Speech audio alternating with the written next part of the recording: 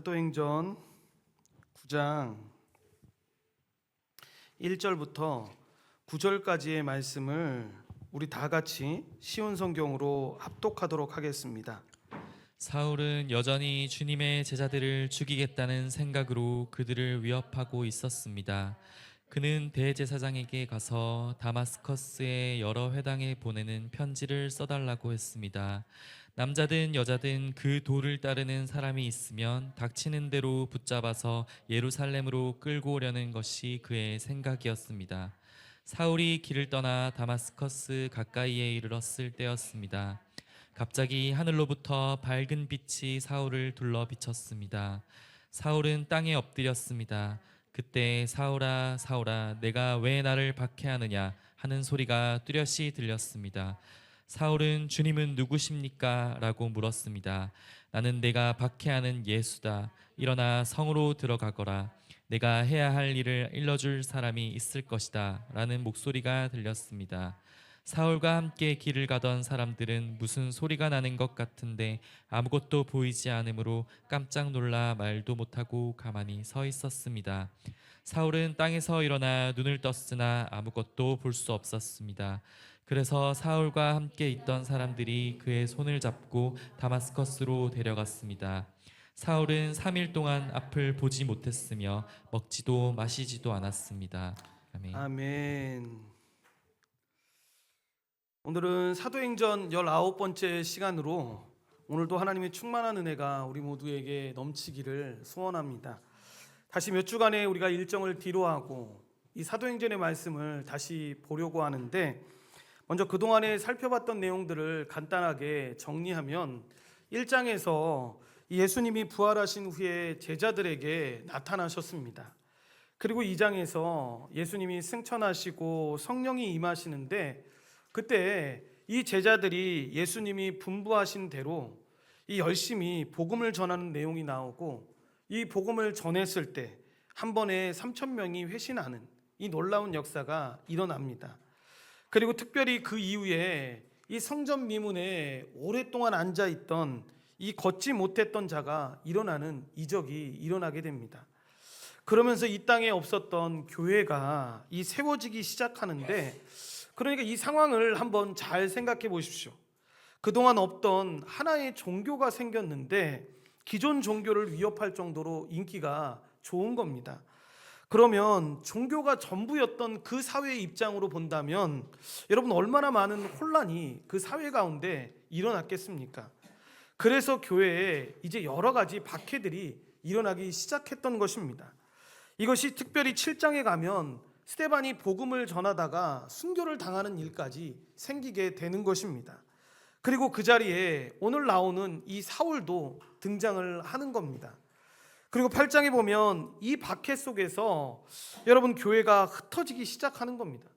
그러니까 예수님을 믿는 사람들이 자신들이 평생 살아왔던 그 예루살렘이 아닌 다른 지역으로 흩어져 버리는 겁니다. 그런데 이때 사울이 얼마나 열심히 있는 사람이었었냐면, 자기가 살고 있는 동네의 사람들 괴롭히는 정도에서 그쳤던 게 아니라 교회를 다 사라지게 하려고, 그러니까 남녀를 막론하고 다 감옥에 가두는 일에 본격적으로 앞장서기 시작하는 겁니다. 그런데 놀라운 건 이러한 핍박과 박해가 일어나는 중에도 이 사도행전의 기자인 누가는 이 어떤 사건을 다루고 있냐면, 우리가 살펴봤던 사건인데, 빌립이 이 에디오피아 내시에게 복음을 전하고 그에게 세례를 주는 내용을 우리가 보았습니다. 그러니까 한쪽에서는 교회가 핍박을 당하면서 어려움을 당하고 있는데, 또 다른 한쪽에서는 그러한 환난과 핍박에도 불구하고 복음이 전파된다는 것입니다. 이것은 교회가 항상 어려움 가운데 있을 수 있지만 예수 그리스도의 십자가 복음은 점점 흥황하여 퍼진다라는 것을 우리에게 보여주는 것입니다. 이러한 본문의 흐름 가운데 오늘 그 박해의 가장 중심에 서 있던 그 사울에 대해서 우리가 살펴보려고 하는데, 어떻게 회심하고 또 어떻게 구원받았는지에 대해서 살펴보려고 하는데, 여러분, 이것은 사울이라는 어떤 한 사람에게 국한되는 내용이 아니라 실제로는 모든 성도에게 보편적으로 적용할 수 있는 이 보편적인 내용입니다. 우선 본문에 나오는 사울은 다소라는 지역에서 태어난 사람으로 사울이라는 이름은 이 사도 바울의, 그러니까 바울의 히브리식 이름입니다. 그러니까 후에 사울이 이방인들에게 복음을 전하기 위해서 사울이 이 자기 이름을 이방식으로 표현한 게 바로 바울입니다. 그러니까 그는 바리새인 중에 바리새인이었습니다. 실제로 봤을 때 유대인들 중에 유대인인 사람, 높은 권력을 가지고 있는 사람이었습니다. 또한 그의 스승은 우리가 알다시피 가말리엘이라는 사람으로 당시에는 굉장히 뛰어난 학자였는데, 이가 어느 정도였냐면, 여러분 그 당시에 나 가말리엘을 선생님으로 삼아서 공부하고 있어 라고 이야기하면 굉장히 엘리트 중에 엘리트인 사람, 그러니까 지금으로 보면 나 서울대 다니고 있어 라고 말하는 것과 같은 비유를 당하는 그런 위치에 있었습니다. 그런데 제자이기는 했지만 이 사울이 참 스승과는 많이 달랐던 것 같습니다. 여러분 기억이 나실지 모르겠는데 이 사도행전 5장에서 재판 과정에 이 가말리엘이 나옵니다. 그때 가말리엘이 뭐라고 이야기합니까? 만일 기독교가 하나님께로부터 온 것이 아니라면 우리가 이렇게 그들을 괴롭히고 이들을 핍박할 필요가 없다고, 머지 않아서 스스로 망할 것이니까 우리가 그냥 지켜만 봐도 된다라고 말했던 게 가말리엘이었습니다. 그런데 여러분 사울은 어떻습니까? 지금의 모습만 봐도 젊고 혈기가 왕성했으며 어리석고 폭력적인 태도를 취하고 있는 것을 보게 됩니다. 정리하면 로마인 중에 이 시민권을 가지고 있는 자였기에 로마에서도 특정한 위치를 갖고 있는 높은 사람이었고, 유대인 중에서도 유대인인 그 바리새인의 직위를 갖고 있는 사람이었습니다. 그러니까 굉장한 위치에 있는 그 가문의 사람이라고 볼 수가 있는데, 이런 사람이 마음을 다해서 예수님을 전하고 예수님의 도를 따르려고 하는 사람들을 박해하는 자리 가운데 있었던 것입니다. 그래서 8장에서 이미 여러분 어떻게 나오냐면 3절에 보시면, 한편 사울은 교회를 없애버리려고 집집마다 찾아다니면서 남자든 여자든 닥치는 대로 끌어내어 감옥에 넣었습니다 라고 이야기합니다.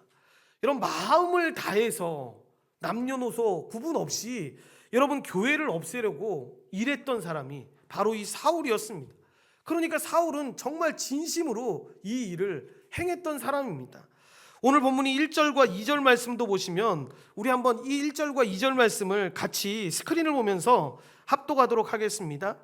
사울이 주의 제자들에게 대하여 여전히 위협과 살기가 등등하여 대제사장에게 가서 다메섹 여러 회당에 가져갈 공문을 청하니, 이는 만일 그 도를 따르는 사람을 만나면 남녀를 막론하고 결박하여 예루살렘으로 잡아오려 함이라 라고 이야기합니다. 보시면 위협과 살기가 등등했다라고 나오는데, 이 다메섹이라는 큰 도시에 가서 그러니까 예수님을 전하는, 예수님의 도를 따르는 사람들이 많다라는 소식을 듣고 거기까지 달려와서 여러분 그들을 잡아와 옥에 가두려고 하는 일을 행하려고 했던 것입니다.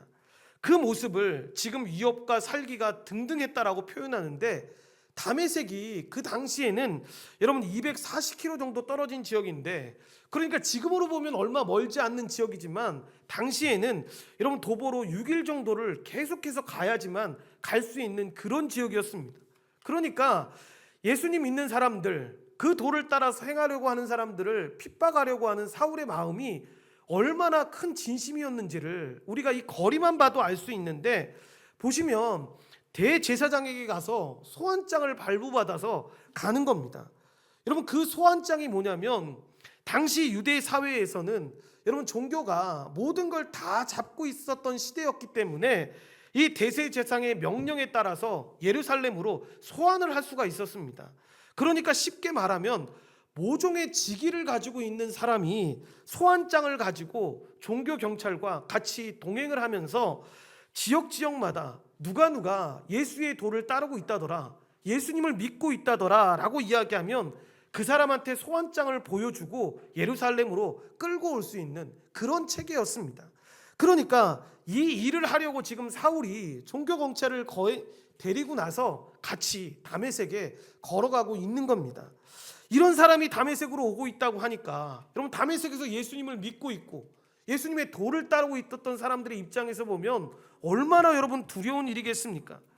그래서 오늘 말씀 뒤에 나오는 이 아나니아가 예수님이 사울에게 가라고 명령하셨을 때 여러분 그가 이렇게 이야기합니다. 예수님, 사울이 어떤 자인지 아시지 않냐고. 지금 소환장 가지고 우리를 잡으러 오는 사람인데 왜 저에게 그 사람에게 가라고 말씀하시냐라고 되묻는 것을 보게 됩니다. 또 나중에 사울이 20절부터 22절에 보시면 회심하고 복음을 전할 때 이야기가 나오는데 그 복음을 듣는 사람들이 뭐라고 이야기하냐면 아니 그 사람이 도대체 무슨 말을 하는지 우리가 알 수가 없다고. 이게 무슨 얘기냐면 이런 복음의 내용을 몰라서 이렇게 얘기했던 게 아니라 저 사람 분명히 우리를 잡으러 온 사람인데 저 사람이 진짜 복음을 전하고 있는 이 내용에 대해서 우리가 어떻게 믿을 수 있겠냐고. 그리고 얼마나 여러분 당황스럽겠습니까? 며칠 전에 예수 믿는 사람들 잡아서 죽이겠다고 쫓아다녔던 사람이 갑자기 나타나서 예수님을 믿으라고 복음을 전하고 있으니까 여러분 의심이 드는 게, 당황하는 게 너무 당연하지 않습니까? 그런데 이것은 여러분 사울이 이렇게 과격하게 행동했던 건 그만큼 철두철미하게 여러분 신앙을 갖고 있었습니다. 이 신앙이 우리가 생각하는 그런 신앙이 아니어서 그렇지, 잘 보시면 사울은 종교 지도자들과 같이 그도 십자가에서 처형된 그 나사렛 예수가 하나님의 아들이라는 사실을 결코 수용할 수가 없었습니다. 결코 이 사실을 믿을 수가 없었습니다. 정통 유대인에게 있어서 하나님의 아들 메시아는 결코 십자가에 처형될 수 있는 분이 아니기 때문입니다. 그래서 십자가에 못 박힌 그리스도라는 표현 자체를 여러분 유대인들은 지금도 혐오합니다. 어떻게 그럴 수가 있냐고. 하나님의 아들이 그런 죽음을 당할 수 있냐라고 이야기들을 합니다. 그러므로 사울은 이 나사렛 예수의 복음을 그대로 놓아둘 수가 없었던 것입니다. 그러니까 일반적인 사람이라면 저 사람들 미친 거야, 저 사람들 잘못 믿고 있는 거야 라고 말하는 정도에서 끝나는데 사울은 거기서 더 나아간 겁니다. 종교심이 강하니까. 그래서 훗날 사도 바울이 이 사도행전 26장 9절에서 이 아그리빠 왕 앞에 섰을 때 이런 고백을 합니다. 자신은 나사렛 사람 예수의 이름을 대적하여 많은 일을 행하여 될 줄 스스로 생각했다라고 고백을 합니다. 이렇게 당시에 이 사울은 나사렛 사람 예수의 이름을 대적하는 행위를 신성한 종교의 의무로 생각했던 겁니다. 그러니까 우리가 보기에 나쁜 사람이었다라고 생각했던 거지, 사울의 입장에서 보면 교회를 핍박하는 것은 무엇이었겠습니까? 하나님을 위해서 내가 선한 일을 하고 있는 것이다라고 생각하고 그 일을 했던 것입니다. 마치 그런 거죠. 하나님이 정말 하나님을 믿는 사람들한테 요구하시는 일이 이 일이라고 생각해서 사울은 열심을 다해서 이 일을 했던 것입니다. 이는 예수님이 요한복음 16장 2절에서 행하셨던 말씀, 물은 너희를 죽이는 자가 생각하기를 이것이 하나님을 섬기는 일이라 하리라 라고 예언하신 것과 일치하는 일이 지금 일어났던 것입니다. 이렇게 사울은 자신의 박해 활동을 하나님이 기뻐하시는 일이다 라고 생각을 하면서 그 일을 행했습니다. 그래서 그렇게 마음을 다해서 교회를 핍박했던 것입니다. 그런데 3절에 보니까 사울이 다메섹 가까이에 이르렀을 때 여러분 드디어 일이 일어나는 겁니다. 말씀해 보시면 갑자기 하늘로부터 밝은 빛이 사울을 둘러 비쳤다라고 나오는데 여러분 대부분 신학자들은 당시의 시간을 정오의 시간이다라고 이야기합니다. 이게 무슨 얘기냐면 가장 태양이 밝을 때 그 밝은 태양보다 더 강렬한 빛이 이 사울에게 비쳤다라고 이야기하는 것입니다. 이 빛은 5절을 통해서 우리가 아는 것처럼 영광스러운 예수님에게서 반사되는 빛으로 뒤에 아나니아가 사울을 만났을 때 내가 오는 길에 나타나셨던 예수라고 말한 것과 그리고 바나바가 사울을 이 예루살렘에 있는 성도들에게 소개했을 때 그가 길에서 어떻게 주를 보았는지라고 말한 것은 이러한 이해를 가지고 분명하게 이야기했던 것입니다. 이 빛은 순교 직전에 스데반이 보았던 예수님의 영광에서 반사되는 빛으로 이 빛은 사울에게 나타난 예수님이 이 하나님의 광채를 가지신 신적인 존재임을 암시하고 있는 겁니다. 이렇게 이 빛은 주님의 영광에 비치면서도 또한 믿는 자들의 입장에서 본다면 믿는 자들에게 주어지는 여러분 구원의 빛인 것입니다.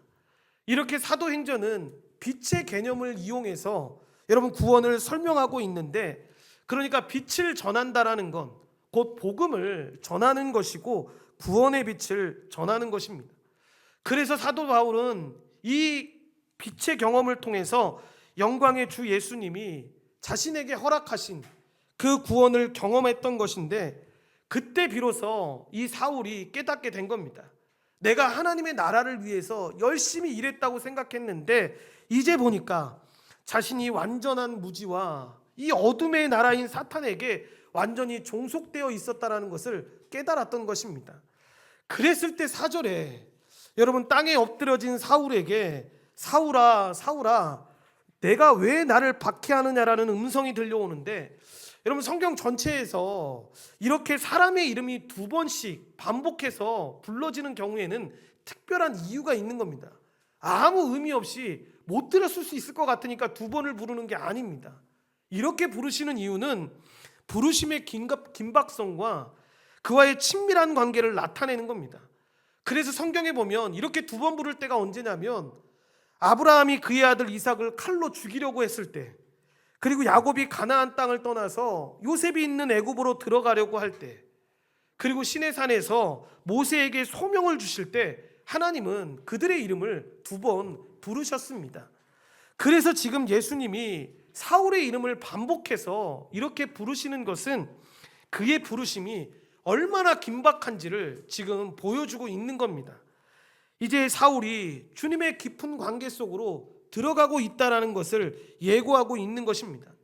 그리고 나서 내가 어찌하여 나를 핍박하느냐라는 이 충격적인 질문은 이 영광 중에 계신 예수님과 이 교회 사이에 긴밀한 연합을 이야기하고 있는데, 신비로운 연합을 통해서, 그러니까 예수님의 그 죽으심과 부활하심을 통해서 예수님의 그 의로우심을 우리가 덧입었다고 하지 않습니까? 그래서 우리가 예수 그리스도 안에 한 몸이 되었다라고 이야기하는데, 그 신비로운 연합을 통해서 여러분 교회는 곧 부활하신 그리스도의 몸이 되었기 때문에 교회를 핍박하는 것이 부활하신 그리스도를 핍박하는 것이 되기 때문에 이렇게 지금 이야기하고 있는 것입니다.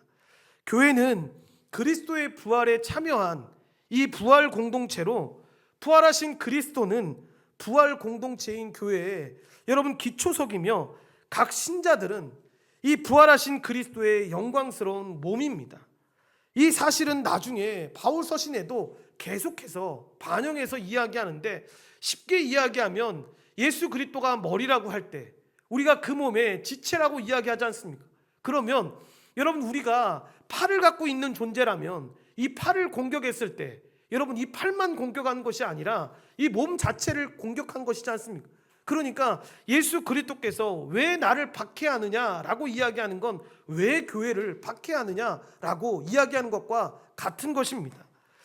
이렇게 사울은 나사렛 예수가 그리스도가 아니라고 생각했기 때문에 이렇게 교회를 그리스도의 몸으로 전혀 생각하지 못했습니다. 그래서 뒤에 나오는 질문들을 보면 계속해서 궁금증을 갖고 질문하는 겁니다. 그래서 주님은 누구십니까? 라고 5절에 질문하는데 그 존재를 전혀 모르는 상황이었던 겁니다. 그러나 사울은 망설임 없이 그분을 주님이라고 부릅니다. 영광스러운 빛 가운데 나타난 분에게 이 주님이라는 호칭을 사용했던 것인데, 구약에서도 이렇게 빛을 여러분 하나님 여호와로 보여질 때가 있었으니까 사도 바울의 입장에서 본다면 구약을 거의 달달 외우시다시피 했던 사람이니까 이렇게 비춰지는 건 사람이 할 수 없는 일이라는 것을 알았던 것입니다. 지금 빛이 비치고 이 소리가 들리는 상황이 사람이 할 수 없는 상황이니까 주님이라고 호칭을 붙여서 이야기했던 것입니다. 물론 우리는 이 주님이라는 호칭이 이 부활하신 예수님에게 사용되고 있다는 것을 잘 알고 있습니다. 그런데 사울의 입장에서 보면 예수님을 한 번도 주님이라고 부른 적이 없기 때문에, 아니 자신이 주님이라고 부른 분이 나사렛 예수라고 생각하지 못했기 때문에 여러분 그분을 상대로 불렀던 것은 아닙니다. 그는 다만 그분이 여호와 하나님과 같은 분이다라고 생각하면서 그렇게 불렀던 것입니다. 그러니까 그런 사울에게 내가 박해하는 예수라는 대답이 얼마나 사울에게 충격적으로 다가왔겠습니까? 이것은 빛 가운데 나타나신 분이 신적 존재인데 여호와 하나님이시거나 하나님의 특별한 사자라고 생각했던 이 사울의 입장에서 본다면 예수님은 나란 정체를 강조하시면서 지금 나는 내가 핍박하는 예수다라고 답하고 있는 것입니다. 이 순간 여러분, 사울이 가지고 있던 그 모든 자기가 알고 있던 그 신앙들이 다 무너져 내린 겁니다. 이 순간만이야말로 나사렛 사람 예수가 하나님의 아들 그리스도라는 사실이 여러분 결정적으로 계시되는 사건인데, 이 순간 박해자 사울은 나사렛 사람 예수 그리스도를 따라가는 삶을 살아가지 않을 수 없게 된 것입니다.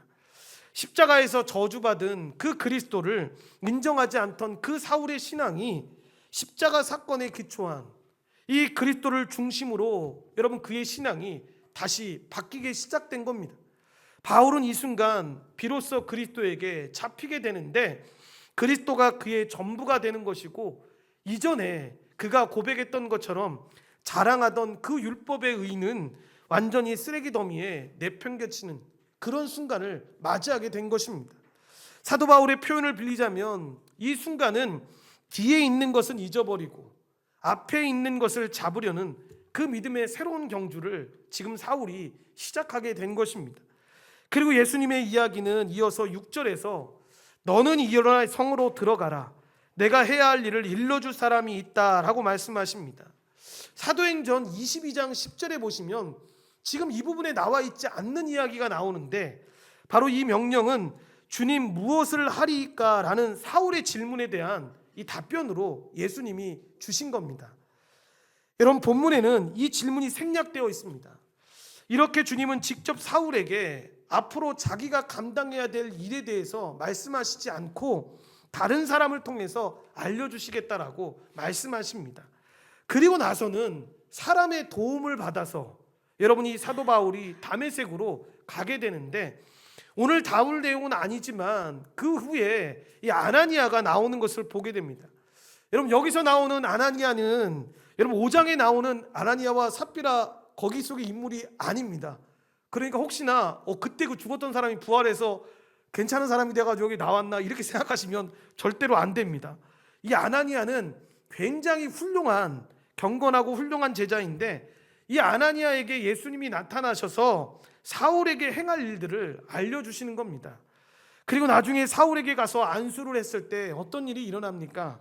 사울의 눈에서 비닐 같은 것이 벗겨지고 세례를 받고 성령 충만을 받게 됩니다. 그리고 예수 십자가 그 복음을 전하는 이야기가 계속해서 이어지게 되는데, 여러분 이렇게 처음과 예수님을 만난 이후에 사울의 모습은 전혀 다른 모습이었습니다. 기세등등하게 예수님 잡으려고 하고 예수님을 믿는 자들을 잡으려고 떠났던 그 사울이 지금 예수님께 붙들림을 받아서 완전히 꼬꾸라진 것입니다. 그래서 이제는 예수님의 명령을 따라가는 그런 제자의 삶을 걷게 되는데, 유대인들을 잡아가지고 예루살렘으로 소환하라고 하는 그 소환장은 쓰레기통에 들어가게 된 것입니다. 우리는 이 부분을 생각할 때 여러분 신자로 살아가는 우리의 모습이 이 안에서 많이 있다라는 것을 고백하게 됩니다. 예수님이 사울을 찾아오셔서 그를 강력하게 붙잡아 주셨는데, 이것처럼 신자라면 저와 여러분은 스스로 깨닫던지 못 깨닫던지 상관없이 주님이 찾아오신 것이고 주님이 붙잡아 주셔서 구원을 얻게 되었습니다. 교회를 박해하려고 기세등등하던 그 사울이 예수님에게 붙잡히면서 완전히 다른 인생을 살아갔던 것처럼, 여러분 어떤 목사님이 이 부분을 이렇게 표현하더라고요. 예수님이 사울을 붙잡아 주셔서 완전히 꺾어버리셨다고, 완전히 곤두박질 치게 만드셨다라고 이야기를 했습니다. 여러분 이 상황을 보면 그런 반전이 일어나는 것을 보게 됩니다. 저도 이 말씀을 보면서 정말 맞다라는 생각을 하게 되는데, 그리고 이렇게 사울이 꼬꾸라졌던 이유는 다른 게 아닙니다. 실제로 이 주님의 나타나심이 너무나도 분명하게 사울에게 보였기 때문에 빛으로 주님의 음성으로 여러분 너무 선명하게 보였기 때문에 사울이 이렇게 꼬꾸라졌던 것입니다. 그리고 주님께서 사울이 갔던 이 구약의 모든 지식들을 여러분 정말 하나로 깨워주셨습니다. 그래서 그 지식들이 예수 그리스도에게로 인도하게 만드셨는데, 그러니까 예전에 말씀드렸던 것처럼 여러분 신약의 처음에 살았던 그 사람들과 우리와 동일하게 비교하면 안 됩니다. 물론 이 시대를 살아가면서 한 번의 복음을 듣고 그 자리에서 회심하는 사람들이 없습니다. 이건 아닙니다. 있을 수 있습니다. 그런데 대부분의 경우는 당시 이스라엘 사람들과 지금 이 시대를 살아가고 있는 예수 믿던 불신자들이 한 번의 복음을 듣고 나 회심했어요 라고 말하는 것과는 전혀 다릅니다. 왜냐하면 여러분 구약의 사람들은, 여러분 이 신약의 사람들은 구약에 나오는 이 모든 사실들을 알고 있었습니다. 이들이 지금 우리와 다른 건 뭐냐면 여러분 그것이 예수 그리스도로 연결되고 있다는 걸 몰랐을 뿐이지 성경에 나와 있는 이야기들을 다 알고 있는 상황이었습니다. 그런데 지금의 불신자들은 여러분 성경에 나와 있는 것들을 모르지 않습니까? 그러니까 단순히 교회에 오늘 처음 오신 분에게 그냥 일어나서 이제는 당신이 하나님의 백성이 되었습니다, 당신이 회심했습니다, 이렇게 말할 수 없는 이유가 이 사람은 예수 그리스도에 대해서 모릅니다.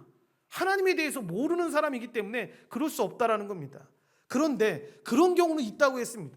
죽음을 바로 앞두거나 갑작스럽게 오셨는데 중환병에 걸리셔서 복음을 듣고 그 자리에서 예수 그리스도를 믿고 헌신하는, 결신하는 분들, 회심하는 분들이 있을 수 있습니다. 부정하면 안 됩니다. 있을 수 있습니다. 그런데 중요한 건 무엇입니까? 그랬을 때에도 그 후에 그분에게 복음을 말씀드려야 합니다. 성경에 대해서 계속해서 이야기해야 합니다. 그래서 구약에 나오는 모든 사건들이 이 성경 자체가 예수 그리스도로 연결되어 있다는 것을 계속해서 설명해 주어야 합니다. 사울은 지금 그걸 깨달은 겁니다. 이전까지 그 어떤 사람보다도 구약을 달달 외우면서 알았었는데, 성경을 그렇게 많이 알았던 사람이었지만 성령이 그걸 깨우쳐 주시지 않으니까 여러분 알 수가 없었던 겁니다. 마치 7절에 나오는 이런 경우가 발생했던 겁니다. 사울과 같이 갔던 사람들은 어땠습니까? 소리만 듣고 아무도 보지 못해서 깜짝 놀라서 여러분 그 자리에 서 있었다고만 합니다. 여러분 같이 있었음에도 불구하고 사울만 예수님의 음성을 듣고 빛을 보고 예수님을 본 것입니다. 그러니까 우리가 금요일 날 웨스트민스터 대유리 문답을 볼 때 여러분 무형교회에서 하나님의 택함을 받은 자들이 이 효과적인 부르심에 응답할 때의 모습이 바로 그런 것 아니겠습니까? 같은 복음을 들었는데, 쉽게 이야기하면 같은 교회에서 같은 설교를 들었는데 어떤 사람들은 그 말씀을 듣고 반응하면서 택함 받은 자들이기 때문에 주님 앞에 나아가는 경우가 있습니다. 그런데 어떤 사람들은 같은 말씀을 들으면서도 그 말씀을 반응을 하지 못할 경우가 있습니다. 여러분 이게 지금 이 상황 가운데도 일어났던 겁니다. 성령의 역사가 아니면 그런 일이 일어날 수가 없는 겁니다. 그리고 이렇게 완전히 꼬꾸라져 버린 결과 어떤 일이 발생합니까? 예수님이 메시아임을 이 사울이 인정하게 된 것입니다. 그러면 이렇게 예수님께 붙잡혀서 엎드려졌고 아무것도 보지 못한 상황에서 이제 사울이 할 수 있는 것은 무엇이겠습니까? 예수님이 말씀하신 대로 걸어가는 것밖에 방법이 없는 겁니다. 그래서 예수님이 다메섹으로 가라고 하니까 그 다메섹으로 걸어가는 겁니다. 여러분 혼자 갈 수 있습니까? 보이지가 않는데 어떻게 혼자 갑니까? 사람들의 도움을 받아서 같이 가는 겁니다. 주변 사람의 도움이 없다면 한 발자국도 걸어갈 수 없는 건데, 여러분 우리가 교회 안에서 생활할 때 그렇게 교회로서 사람들의 도움을 받고 같이 걸어가는 게 부끄러운 게 아니라 오히려 함께 걸어가야 되는 이유도 바로 여기에 있는 겁니다. 눈에 보이지 않아서 아무것도 할 수 없는 상태였는데 진짜 한 치 앞도 볼 수 없는 그런 상황 가운데 놓였던 그런 인생이었던 겁니다. 그래서 이제 철저하게 예수님의 말씀만 의지하고 나아갈 수밖에 없었던 것인데, 그래서 사울이 완전히 꼬꾸라져서 부러졌다라고 그 인생을 표현하고 있는 것입니다. 사랑하는 성도 여러분, 우리는 이 사울과 다를 바 없이 주님께 붙잡힌 존재라는 것을 인정하고 감사히 여겼으면 좋겠습니다. 여러분 주님께 이 붙잡히지 않아도 되는 사람은 아무도 없습니다. 대부분 붙잡히고 여러분 꺾이고 부러져서 지금 여기에 다 있는 겁니다. 여러분 누구나 중환병에 걸리거나 큰 문제가 있어서 그런 것이 아니라 그 인생마다 하나님께서 그렇게 부르셔서 주님 앞에 나오게 된 겁니다. 만약에 그런 것이 아니라면, 목사님 저는 그렇지 않은데요 라고 이야기한다면 아직 모르는 겁니다. 그러니까 인생이 너무 술술 잘 풀리게 지금까지 온 것 같습니까? 인생이 막 대로를 달리면서 지금 왔다고 생각을 하십니까? 그런데 인생을 한번 잘 돌이키면서 생각해 보십시오. 우리 인생에 예수 그리스도의 십자가 복음이 가장 필요했다라고 생각한 때가 언제입니까? 여러분, 그때가 가장 위기라고 생각한 때, 그것이 아픔의 경험일 수도 있고 그것이 문제의 경험일 수도 있고 여러 가지 상황이지 않겠습니까? 인생의 여러 우여곡절 속에 우리가 들어가 보니까 그 깊은 수렁에서 인생의 참된 의미를 깨닫게 되는 것이고, 정말 이러한 인생에 있어서 예수 그리스도의 십자가 복음이 얼마나 우리 인생에 중요한지를 깨닫게 되는 것입니다. 그리고 십자가 복음을 배우면서 어떻게 됩니까? 전에는 그렇게 가치 있다라고 여겨졌던 것들이 사도 바울이 고백했던 것처럼 배설물처럼 여겨져서 정말 존귀하게 보였던 그 세상의 지혜와 지식들이 다 쓰레기처럼 보이게 되는 경험을 했기 때문에 오늘 우리가 이 자리에 있는 것입니다. 그래서 너무 감사한 것은 우리가 때로는 이 모든 것들을 부정하고 거부할 때도 있지만, 그런데 그럴 때 오늘 사울에게 주님이 나타나셨던 것처럼 그 강력한 빛으로 비춰주시고 그 음성으로 그를 붙잡아 주셨던 것처럼 주님이 우리를 그렇게 강권적으로 붙잡아 주셔서 그렇게 하나님 앞에 걸어갈 수 있게 된 것입니다. 생각해 보면 여러분, 우리 같은 인생이 어디 있습니까? 지금 우리의 인생을 보면서, 자신의 인생을 보면서 야, 이 정도면 잘 살았다라고 이야기하면 여러분 다시 인생을 점검해 봐야 합니다. 여러분, 우리보다 진짜 인생 잘 산 사람들 세상에 참 많습니다. 그러니까 그 인생들을 볼 때마다 하나님이 그렇게 나를 강력히 붙잡아 주시지 않았다면, 하나님이 그렇게 나를 인도해 주시지 않았다면 정말 내가 주님 앞에 살아갈 수 없는 존재였구나 라는 것들을 깨닫게 됩니다. 여러분, 은혜 가운데 있을 때, 그러니까 이걸 고백할 때마다 어떻게 겸손해지지 않을 수 있고, 여러분 어떻게 감사함이 나오지 않을 수가 있겠습니까? 그러니 우리를 교회로 불러주신 것들에 대해서, 이 교회로 살아가게 하신 것들에 대해서 우리 인생의 가장 큰 복이고 가장 큰 기쁨입니다 라고 고백을 하는 것입니다. 인생의 특별한 이벤트를 원하는 사람들이 있습니다. 그래서 신학교 때 이 예배를 인도하시는 목사님 한 분이 오셨는데, 여러분 양력 소개할 때 우리가 와, 이런 말 듣게끔 나오시는 분들이 있지 않습니까? 야, 어떻게 저런데도 예수님을 믿게 됐어? 막 이런 탄식이 나오는, 이 목사가 되려고 하는 지망생들이 볼 때에도 그런 탄식이 나오는 양력을 가지고 있는 목사님들이 있습니다. 그런데 그 목사님이 그 설교를 하시면서 중간에 그런 얘기를 하시더라고요. 혹시나 제가 두려운 마음이 있습니다. 제가 살아왔던 이 인생의 이 굴곡들을 이야기하면 아주 순수한 사람들은 기도할 때 그렇게 기도를 하시더라고요. 저도 저 목사님처럼 저렇게 하나님 앞에 쓰임 받을 수 있게, 저런 인생의 굴곡을 겪으면서 그렇게 살아갈 수 있게 기도를 한다고. 여러분, 그렇게 기도하지 마시라고. 그건 저한테 주어진 인생이었다고. 여러분들은 그냥 하나님의 말씀대로 순종해서, 제 삶의 굴곡은 실제로 제가 하나님의 말씀에 불순종했기 때문에 경험했던 건데, 여러분들도 하나님의 말씀에 불순종하겠다는 겁니까? 하나님의 말씀에 순종하면서 겪어야 될 건 겪어야 되지만 저처럼 이렇게 많은 굴곡을 겪을 필요는 없습니다.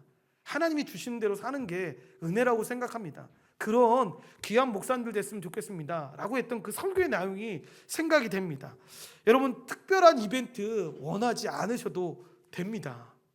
여러분, 그저 교회에 속한 존재로 함께 살아가는 것이 가장 큰 기쁨이고 가장 큰 낙이고, 이 안에서 가장 큰 복을 누리면서 주님께 영광 돌리면서 살기를 소망합니다 라고 살아가면 되는 것입니다. 그러면 왜 예수님께 붙잡혀야 합니까? 우리가 너무 잘 아는 내용이죠. 우리도 사울과 다름없는 철저한 죄인이기 때문에 그렇습니다. 디모데전서 1장 15절 말씀을 쉬운 성경으로 합독하겠습니다. 모든 사람들이 진심으로 받아들여야 할 말은 예수 그리스도께서 죄인을 구하러 이 땅에 오셨다는 것입니다. 나는 그 죄인 중에서도 가장 큰 죄인이었습니다. 아멘. 여러분, 죄인 중에서 가장 큰 죄인이었다라는 게 무슨 말입니까? 그냥 쉽게 생각하면 됩니다. 죄인을 이 한 곳 가운데 모아놨는데 그 안에 가장 큰 죄인이 가장 앞에 오는 겁니다. 사도 바울이 지금 그렇게 고백하는 겁니다. 또 사울은 자신이 하나님과 원수되었던 자라고 이야기를 합니다. 로마서 5장 10절에 나오는 내용인데, 곧 우리가 하나님과 원수되었을 때, 그러니까 하나님과 자신 앞에서 자신이 가장 큰 원수였다라는 겁니다. 그러면 여러분, 우리는 지금 어떤 상황입니까? 여러분, 이 질문을 제가 자녀들한테도 한 번씩 하는데, 여러분, 우리는 죄인입니까? 아닙니까? 너무 이렇게 질문하고 나서 한동안 쳐다보니까 대답들을 안 하고 무슨 함정이 있는 것 같은데, 목사님이 그냥 쉽게 질문하는 사람이 아닌데, 이렇게 생각했던 것 같습니다. 그러니까 생각을 하는 겁니다. 죄인인데 구원받았으니까 죄인이 아닌 것 같기도 하고, 그 딱 얘기하면 진짜 그런 것 같네요. 저는 죄인이 아닙니다 라고 이야기합니다. 그런데 아니죠. 그럼 우리는 죄인이죠. 어떤 죄인입니까? 반드시 죽어야만 하는 죄인입니까? 아니면 그 정도는 아니고 적당히 그냥 혼만 나면 되는 죄인입니까? 이게 아주 어린애들한테 질문하지 않습니까? 그럼 어린아이들은 진짜 솔직하니까, 어른들은 솔직한 마음은 에휴, 나는 목사님 적당히 혼만 나면 됩니다. 내가 무슨 그렇게 큰 죄를 졌다고 죽을 만한 죄입니까? 이렇게 속으로는 생각하는데 모범 답안을 알고 있으니까 저는 진짜 죽을 만한 죄입니다 이렇게 얘기합니다. 근데 어린아이들한테 질문하면 어린아이들의 대부분 대답은 다 그렇게 얘기합니다.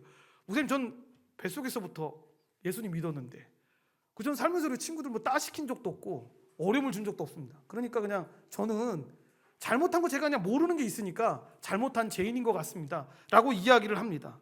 여러분, 한번 스스로 생각해 보십시오. 대답을 하라고 말씀드리지는 않겠습니다. 왜냐하면 모범적인 대답만 나올 것 같으니까. 그런데 여러분, 정말로 자신이 저주를 받아서 이 나무에 달려 죽어야 하는 죄인이라고 생각하십니까? 아니면 정말 자신이 그 정도는 아니라고, 죽더라도 나무 십자가에 달려 죽을 정도로, 여러분, 왜 십자가에 달려 죽은 걸 계속 이야기하고 예수님이 왜 나무 십자가에 죽었어야 했습니다 라는 이야기를 왜 하냐면, 당시에 가장 큰 죄인만, 감당할 수 없는 죄를 지은 죄인만 여러분 십자가에 못 박혀 죽은 겁니다. 그러니까 일반적으로 사형을 당하는 사람들은 나무 십자가에 매달려 죽지 않았습니다. 그러니까 로마인들은 그렇게 죽지 않았습니다. 그러니까 여러분이 나무 십자가에 매달려 죽었다라는 건 상징적으로 이야기하는 것이지 그 안에 있는 뜻이 있는 겁니다. 정말 죽을 수밖에 없는 사람이다. 그 죄를 감당할 수 없는 사람이 죽었다라는 것을 말하고 있는 겁니다. 그러니까 예수님이 내가 그런 죄인이니까 나를 위해서 그렇게 죽으셨다라고 이야기하는 겁니다. 그러니까 죽을 만한 죄인이라는 건 다른 말로 이야기하면 뭐냐면 소망이 없는 죄인이었던 겁니다. 여지를 둘 수 없는 그런 죄인이 여러분 우리였던 겁니다. 그러니까 예수님께서 나무 십자가에 그렇게 죽으셔야 했던 겁니다. 그만큼 악한 자가 바로 저와 여러분이었습니다. 얼마나 악했냐면 말씀드린 것처럼 이 소망이 없는 자, 그래서 우리 힘으로는 아무것도 할 수 없는 그런 죄인이었습니다. 그래서 예수님이 오셔서 우리를 위해서 죽으시고 그 십자가 보혈의 은혜를 허락하셔야지만 구원함을 받을 수 있는 그 죄인된 자가 바로 우리였던 것입니다. 그러니까 성경에 나오는 죄인들의 모습을 볼 때 저도 가끔 그런 생각을 하는데, 이런 바보 같은 이런 나쁜 인간들이 다 있나 이렇게 생각하지만 실제로 보면 고민할 필요 없습니다. 여러분, 우리가 그들입니다. 우리가 그들처럼 죄를 짓는 사람입니다. 그 사울을 보면서도 이런 나쁜 죄까지는 안 했는데가 아니라, 내가 이 예수 그리스도의 십자가 보혈의 은혜가 아니면 구원함을 받을 수 없는 사람이라는 사실 기억해야 합니다. 이렇게 우리가 다 하나님과 원수된 자였고, 이 원수된 상태를 끊고 해결할 수 있는 방법은 예수 십자가에 그 은혜 아니면 걸어갈 수 없었다라는 것을 기억해야 합니다. 오직 예수 그리스도께서 그렇게 피를 흘리시고 그 일을 행하심으로 말미암아 이제 우리가 하나님과 화목해져서 하나님 앞에 나와 예배하고 찬양하고 이 성도의 교제를 누리면서 함께 걸어갈 수 있게 된 것입니다. 그러니까 여러분, 우리 역시도 정말 만만치 않은 죄인이었다라는 사실을 잊지 말아야 하는데, 실제로 인생을 살면서 여러분 스스로 우리가 하나님의 주되심을 거부하면서 살아갈 때가 얼마나 많이 있습니까? 개인주의가 너무 우리 삶 가운데 뻗쳐 있어서 나의 기쁨과 행복과 만족을 위해서 살아갈 때가 얼마나 많이 있습니까? 그래서 신자된 자라고 하는 사람들이 여러분 이런 말 하는 거 많지 않습니까? 나 하나님은 믿지만 내 인생은 내 인생이니까 내 마음대로 살겠다고. 여러분 하나님을 제대로 알지 못하기 때문에 그렇게 고백하는 겁니다. 하나님을 믿는다라는 건 입술에서 그냥 나 예수님 믿어요, 하나님 믿어요가 아닙니다. 하나님의 그 관계 안에서 하나님의 주인 되심을 인정하고 그 안에서 주님 말씀하시는 대로 내가 살겠습니다 라고 고백하는 겁니다. 그러니까 하나님은 믿지만 내 인생은 내 마음대로 살겠어요 라고 말하는 건 나 하나님 믿지 않아요 라고 말하는 것과 다르지 않다라는 것입니다. 주님을 믿는다고 이야기하면서 마치 사사시대처럼 이 세상의 유혹과 염려에 휘말리면서 살아갈 때가 얼마나 많이 있습니까? 사사시대의 모습을 왜 우리의 인생이라고 이야기합니까? 사사시대에 있었던 그 모습들을 한번 잘 생각해 보십시오. 처음에 사사들이 왔을 때 여러분 하나님의 말씀을 증거합니다. 이스라엘 백성들이 죄악 가운데 있었을 때 하나님 앞에 기도합니다. 하나님 잘못했습니다. 저 죄악 가운데 하나님 앞에 돌아가지 못하고 이렇게 죄지었습니다 라고 할 때 사사가 그들을 위해서 기도하고 그들을 하나님이 다시 용서해 주십니다. 그때 어떻게 됩니까? 여러분 다시 그 역사가 반복되는 겁니다. 하나님이 회복해 하시면 다시 죄를 짓고 하나님의 은혜 없이도 살 수 있는 사람들처럼 행하는 겁니다. 그리고 또다시 사사를 보내고, 그런데 막판에 가면 사사시대의 마지막에 여러분 정말 가슴 아픈 사연이 무엇입니까? 사사를 하나님께서 보내주시는데, 하나님의 사람들을 보내주시는데 이스라엘 백성들이 회개조차 하지 않습니다. 그냥 사사가 올 거야, 그리고 우리는 하나님 앞에 선택받은 백성이니까 무조건 구원받을 거야 라고 착각을 합니다. 그리고 하나님은 그 국민의 사랑을 계속 베푸시는데 그들이 그 사랑 앞에 가지 못하는 모습들을 봅니다. 마치 여러분 우리들의 모습 아닙니까? 하나님 앞에 정말 문제가 생기거나 어려움이 생겼을 때 하나님 앞에 하나님 이것만 해결해 주시면 저 하나님 잘 믿을게요. 하나님 정말 제가 하나님 잘 믿고 살기로 했는데 이런 어려움이 있네요, 이런 고통이 있네요, 하나님 정말 잘못했습니다. 하나님 은혜 주셔가지고 회복했는데 그 뒤의 모습을 보면 정말 하나님의 은혜로 된 게 아니라 운이 좋았어, 내가 인생을 열심히 살아서 이런 일들이 벌어진 거야 라고 고백할 때가 얼마나 많이 있습니까? 사사시대의 사람들이 그렇게 살았던 겁니다. 그러니까 신자의 삶은 다른 게 아닙니다. 룻기에 나오는 모습처럼 여러분 하나님 앞에 모든 걸 맡기는 삶입니다. 하나님의 음성을 듣고 하나님의 뜻을 따라가면서 그 말씀대로 살아가려고 작정하는 삶이기 때문입니다. 그러니까 이 말씀을 보면서 사울이 강력한 회심을 경험했기 때문에 에이 사울은 그렇게 하나님이 음성도 들려주셨고 보여주셨으니까 이런 거 아니야 라고 생각하시면 안 됩니다. 소망 없는 자가 여러분 지금 예수님 믿고 이렇게 살아가는 삶 자체가, 저와 여러분의 그 삶 자체가 아주 특별한 하나님의 은혜 아니고서는 일어날 수 없다라는 거. 그러니까 세상에 예수님을 믿으면서도 감사할 수 없다라는 건 무엇이냐면 실제로 그 회심의 은혜가 얼마나 큰지를 잘 모르는 겁니다. 그 은혜만 있다면 여러분 우리가 소원하고 이루는 것이 선을 이루는 게 아닙니다. 하나님의 뜻이 이루어지는 겁니다. 하나님은 그 회심의 놀라운 역사, 우리를 부르셔서 그의 아들을 죽기까지 우리 안에 보내주셔서 우리를 구원하신 것만으로도 모든 게 다 해결된 겁니다. 그러니까 그 은혜만 우리가 기억하고 있다면 그 풍성한 은혜의 의미를 바르게 알기만 해도 우리는 하나님의 은혜 가운데 살아갈 수 있는 겁니다. 로마서 5장 1절과 2절 말씀을 쉬운 성경으로 합독하겠습니다. 우리가 믿음으로 의롭다함을 받았으므로 우리는 우리 주 예수 그리스도로 말미암아 하나님과 함께하는 평강을 누리고 있습니다. 예수 그리스도에 의해서 또 믿음으로 우리는 지금 우리가 서 있는 이 은혜의 자리에 들어와 있습니다. 그리고 하나님의 영광을 소망하며 즐거워합니다 라고 이야기합니다. 그러니까 우리가 믿음으로 의롭다함을 받았으므로, 이게 뭡니까? 신학적 용어로 칭이라고 하지 않습니까? 놀라운 하나님의 은혜가 임한 겁니다. 전혀 그런 자격이 없는 자인데 예수님께서 우리에게 의를 덧입혀 주신 겁니다. 그래서 분명히 우리는 죄 지은 자인데 마치 더러운 옷을 입고 있던 우리를 옷 벗겨주신 다음에 예수님이 입고 있던 그 의로운 옷으로 입혀주셔서 하나님께 보낸 겁니다. 이 사람 이렇게 죄 없는 사람이에요. 하나님이 그걸 뻔히 아시는데도 불구하고 어떻게 대하는 겁니까? 이 사람은 죄 있는 사람 아니야, 내 아들의 옷을 입은 자니까, 그 의를 덧입은 사람이니까 그렇게 보시는 겁니다. 여러분 그래서 로마 카톨릭하고 기독교의 큰 차이가 여기에 나옵니다. 뭐냐면 의를 우리가 하나님의 은혜로 입었으니까 지금부터 열심히 살아, 그래야지 천국 갈 수 있어 라고 말하는 게 천주교입니다. 로마 카톨릭입니다. 여러분, 기독교는 그렇게 말하지 않습니다. 하나님을 믿는다라는 건 그걸 말하는 게 아닙니다. 의롭다 여김을 받았으니까 어떻게 합니까? 그렇게 해야지 구원받기 때문에 그렇게 하는 게 아니라 자녀의 복을 누리는 겁니다. 자녀가 됐으니까 자녀에게 주신 복을 누리는 겁니다. 그리고 그 자녀가 되었을 때 어떻게 하는 겁니까? 천국에 들어가기 위해서가 아니라 그 자녀답게 삶을 살기 위해서 거룩하게 살아가는 겁니다. 그게 성화입니다. 그리고 나서 어떤 일이 벌어지게 됩니까? 구원하신 하나님의 백성이니까 끝까지 포기하지 않고 지켜주시니까 그 성도의 견인이 그때 일어나는 겁니다. 그러니까 아는 겁니다. 당장에 내 삶에서 시험이 오고 어려움이 오는 거 뻔히 아는데 예수 믿고 살아도 사업장이 어려울 수 있고 내 삶에서 힘든 일이 일어날 수 있는데, 여러분, 이 성도의 견인이 있으니까 무슨 생각하는 겁니까?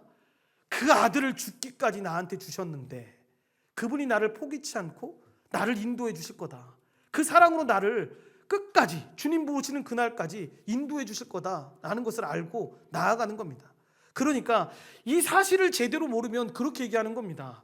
하나님, 내가 예수님 믿는데 왜 나에게 이런 어려움을 주십니까? 나에게 왜 이런 상황을 주십니까? 이거 말씀드렸던 것처럼 하나님이 말씀하신 이 선이 자기의 것을 이루어주시는 분이어야지만 된다라고 생각하기 때문에 이런 생각이 나오는 겁니다. 아닙니다.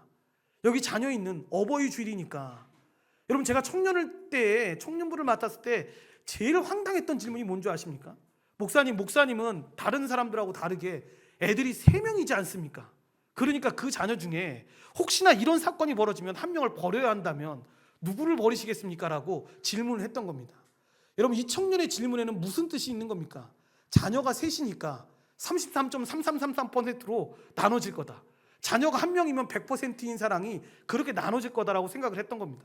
제가 그때 했던 대답은 그런 대답이었습니다. 너는 부모가 돼서 자녀를 4명을 낳거나 5명을 낳으라고. 그때 되면 내가 이 질문을 너한테 똑같이 던질게. 그러면 너는 5명이니까 한 명, 여기 안에서 꼴 보기 싫은 애가 한 명 있으니까 얘는 버리겠다, 이 생각이 나오는지 내가 한번 질문하겠다고. 자녀는 셋이어도 하나가 다 100이라고. 그런데 예수 그리스도를 그렇게 보내주셨다는 건 하나님이 모든 것을 다 주셨다는 거다. 그러니까 그의 아들 보내주셨다는 의미가 어떤지를 분명하게 안다면 이 땅에 살아가면서 이 성도의 견인, 하나님께서 우리를 이렇게 붙잡아 주시고 계신다는 게 얼마나 큰 위로가 되는지, 힘이 되는지를 알 수 있다라고 이야기했습니다. 그러니까 우리가 인생을 살아가는 동안에도 꼭 붙잡히심을 당한 상태에서 살아야 합니다. 부모님들이 마치 자녀들 키울 때 내 인생이니까 엄마 건드리지 마, 나는 그냥 살게 라고 할 때, 여러분, 부모에게 잡힌 인생 살아야 합니다. 여러분, 이것도 의미가 굉장히 복잡하고 많죠. 그러니까 잘못되게 해석하면 안 됩니다.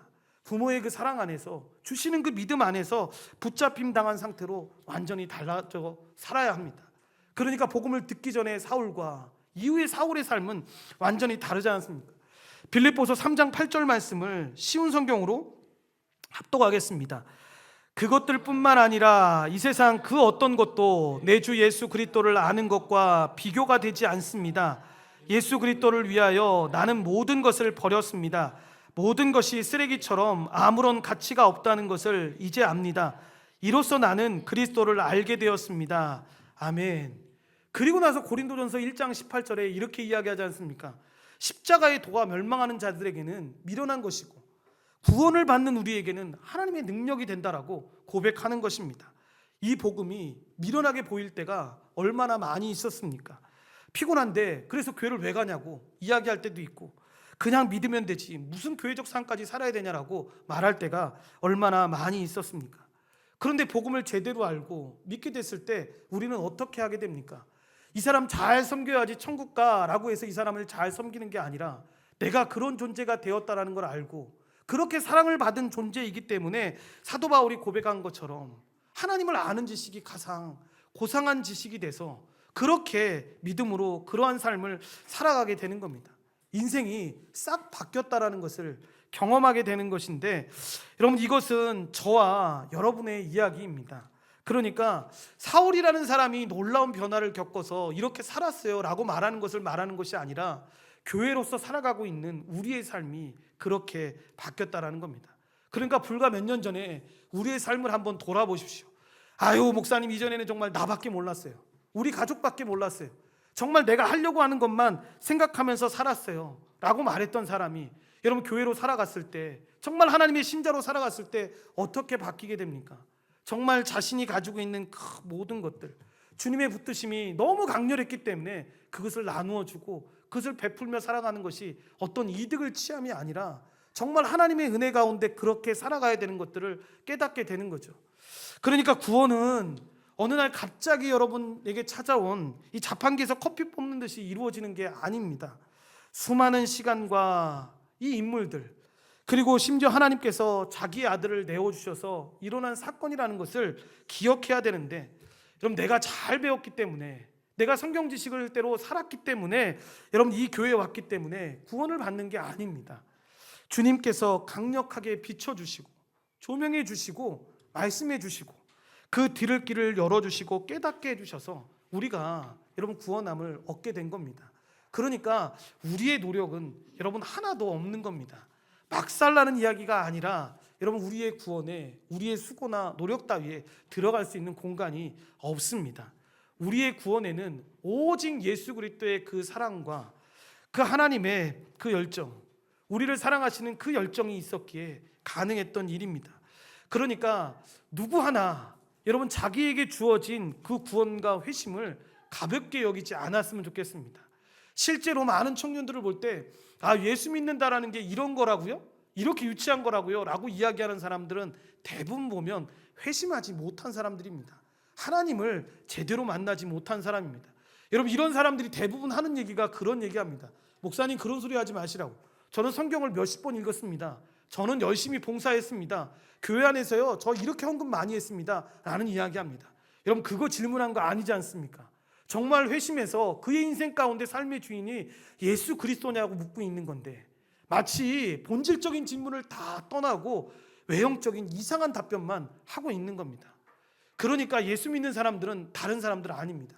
성경에 나오는 이 원론적인 이야기들을 믿고 여러분 그 이야기 가운데서 헌신하고 순종하면서 살아가는 사람들, 하나님의 말씀대로 그 모든 것이 이루어지기를 바라고 살아가는 사람들, 여러분 그런 사람들이 우리가 되어야 합니다.